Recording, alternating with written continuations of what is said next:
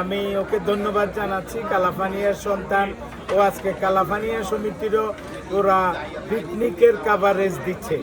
এবার আজকের বনভোজনের কথা বলি। আমাদের আয়োজন ছোট, আমরা সাধারণত খুব ঘনিষ্ঠ না হলে আমাদের গ্রামের কাউকে বাইরে কাউকে আমন্ত্রণ জানাই না।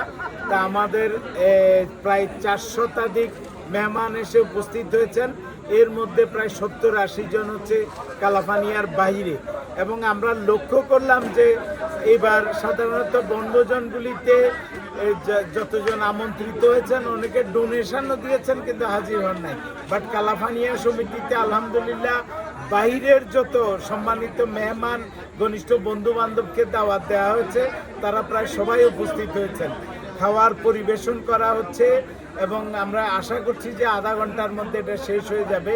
সারাদিন ব্যাপী খেলাধুলা চলছে, আরও আছে।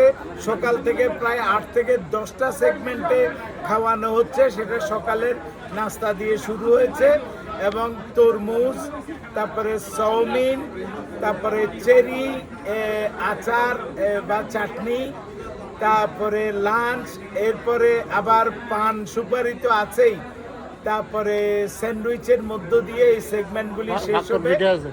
হ্যাঁ, ও পাক্কন পিঠাও আছে সমস্ত অতিথির জন্য। তো নিঃসন্দেহে বলা যায় এটা একটা ভালো অ্যারেঞ্জমেন্ট।